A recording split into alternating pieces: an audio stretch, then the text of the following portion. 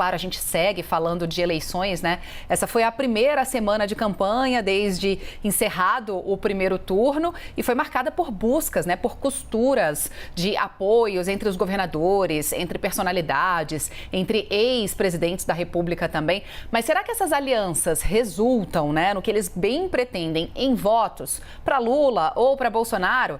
É sobre esse assunto que a gente conversa agora com o cientista político, professor da Fundação Getúlio Vargas, Eduardo Green. Professor, muitíssimo obrigada pela sua presença aqui conosco nesse sábado. Bom dia, Stefano. Bom dia, Kenzo. Professor, eu queria começar a nossa conversa pedindo o seu olhar para esse tipo de aliança que cada campanha construiu aqui nesses primeiros dias, né, nessa primeira semana. O presidente Jair Bolsonaro se apressou e fez muito barulho nas alianças que construiu com governadores já reeleitos em primeiro turno. Que intenção isso tem? E o ex-presidente Lula com o ex-presidentes, com economistas também. Para quem eles estão direcionando essa primeira fotografia agora em segundo turno, professor? Bem, no segundo turno nós temos só 2 candidatos e, portanto, é preciso compor o maior leque possível de forças para ganhar as eleições, o que não quer dizer que isso significa algum arranjo posterior em termos de governabilidade. O presidente Bolsonaro, do ponto de vista político e simbólico, ele arrancou melhor que o ex-presidente Lula, porque ele conseguiu apoio, sobretudo, dos 3 principais colégios eleitorais do Brasil, São Paulo, Rio de Janeiro e Minas Gerais. Também apoio de governadores eleitos em primeiro turno, como Ratinho Júnior no Paraná, Ronaldo Caiado em Goiás, Ibanez Rocha no Distrito Federal. Então isso passa uma impressão para a população de força política, porque ele tem, junto dele, um número muito significativo de governadores.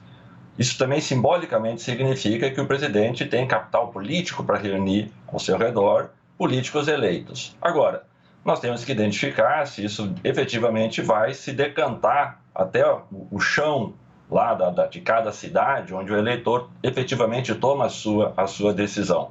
No caso do ex-presidente Lula, as alianças não foram talvez tão simbolicamente fortes como aquelas que o presidente Bolsonaro logrou conquistar, mas elas são também muito relevantes porque elas compõem um pouco do projeto político de Lula, que é de apresentar-se para a sociedade brasileira como um candidato da unidade nacional, da conciliação nacional e de um candidato que reúne ao redor dele, a despeito das diferenças políticas dos apoiadores, um ponto em comum, que é a defesa da democracia, a defesa da institucionalidade, a defesa dos valores dos direitos humanos, dentre outras agendas que se compõem. Então, ambos os apoios, eles têm essa tentativa de apresentar-se para a sociedade, cada um modulado pelos recursos políticos que possui, de buscar mostrar o quanto reúne ao redor de si diversas correntes de opinião que podem evidenciar para a sociedade a possibilidade de mostrar-se confiáveis. Mas é preciso identificar se, num período de pouco mais de 3 semanas, isso efetivamente mudará a decisão de voto já tomada pelo eleitor. E essa é a expectativa que nós vamos ter que acompanhar daqui até o final da campanha nas próximas 3 semanas. Professor, o senhor puxou um fio aí que eu quero que o senhor desenrole agora para a gente também, exatamente sobre essas campanhas a partir de agora, né? A gente viu que começou a propaganda no rádio e na televisão essa semana que passou agora, e a gente já viu os ataques, né, muito fortes de todos os lados. Isso já estava numa toada bastante forte no final, principalmente ali do primeiro turno, no final de campanha do primeiro turno, já começou agora no segundo turno também e deve escalar ainda mais. Essa, pelo menos, tem sido a tendência e essa tem sido a toada que os estrategistas de campanha, tanto de um lado quanto de outro, têm falado bastante, com poucas ideias propositivas realmente de governo, com poucas ideias práticas, inclusive no Tribunal Superior Eleitoral, né? As 2 candidaturas não levaram muitas propostas ali para que o eleitor de fato entenda. Como é que o senhor avalia todo esse cenário, né? Com muitos ataques, com muita guerra de todos os lados e poucas propostas? Veja, uma campanha eleitoral, ela se conquista mais pelas narrativas do que propriamente por um programa que seja tão detalhado, porque, de fato, a sociedade não vai prestar atenção tanto nos detalhes dos programas. Quais são as narrativas em jogo, por exemplo? Do presidente Bolsonaro apresentar-se como defensor da família, defensor dos valores cristãos, defensor, em tese, da liberdade econômica, e instilar medo na população quanto à volta do PT, pela associação com o comunismo, as ditaduras da América Latina, perseguição a cristãos, enfim, um pouco desse discurso que modula muito do que o presidente Bolsonaro julga ser um risco para o Brasil com a volta do PT associada à corrupção.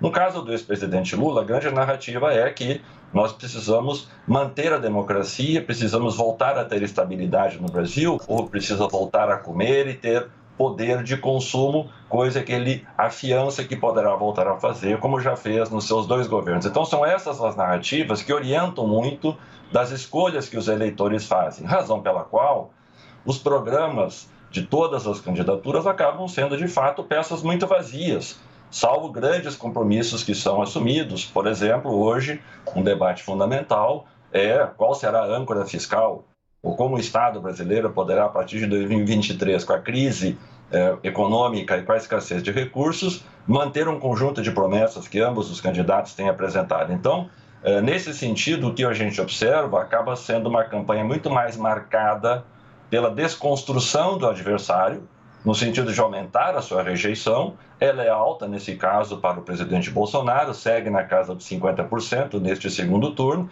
mas ela também não é tão baixa para o ex-presidente Lula, alcançando cerca de 40%. Então, é nesse sentido, Kenzo, que as campanhas arrancaram ontem com a propaganda de televisão, sendo muito mais agressivas no sentido da desconstrução do adversário do que propriamente na apresentação de propostas. Espera-se que algum tipo de sinalização dos candidatos possa ser apresentado no segundo turno. E, nesse sentido, talvez a questão econômica seja o principal balizador, porque é ela que vai definir as possibilidades que quem vier a ser eleito e governar a partir de 2023 terá ou não recursos para implementar o conjunto de propostas que estão sendo minimamente apresentadas. A exemplo do Auxílio Brasil. Teremos dinheiro para manter R$600 de pagamento mensal para aqueles que são recebedores desse auxílio? Até agora não se sabe como isso será feito. Teremos condições de reduzir a tabela do imposto de renda, que é a promessa apresentada diferentemente por ambos os candidatos? Como isso será feito? Não se sabe ainda. Então, alguma sinalização espera-se que venha, mas não será muito além disto, porque, de fato, eu repito, as narrativas para fazer a campanha têm que ser simples para chegar no eleitor, e por isso que elas apelam para outras questões que são mais facilmente comunicáveis. Pois é, professor, mas qual é o limite, assim? Qual é a faixa em que esses candidatos devem transitar, né? Porque a gente vem falando, né, de uma eleição polarizada, os dois até se aproximam em determinado nível de discurso, mas com ideias, com propostas muito diferentes. E me parece que o eleitor de um não deve migrar para o outro, né? Onde é que está a faixa de trânsito dos dois agora? É com o eleitor indeciso? É com o eleitor da terceira via? É com aquele eleitor mais apaixonado, que talvez, né, exista e possa flutuar de um lado para o outro? Veja, já no primeiro turno, nós tivemos uma antecipação na prática do segundo turno. Por quê?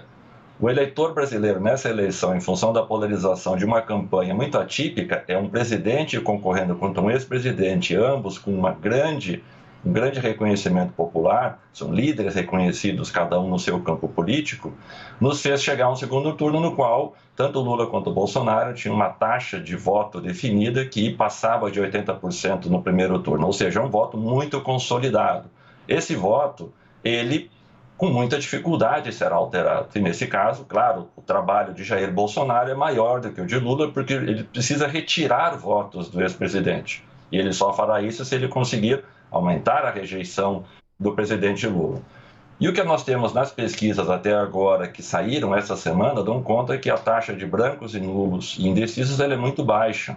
Ela chega em torno de 8%, somando todos esses estratos, ou seja, há pouca margem de ampliação de voto para ambos os candidatos, é que eu não estou nem considerando a abstenção, que ela é em geral maior no segundo turno desde 1989 nas eleições presidenciais. Então, acho que nessa perspectiva, o desafio dos candidatos será, primeiro, não perder voto, sobretudo do ex-presidente Lula, não perder voto.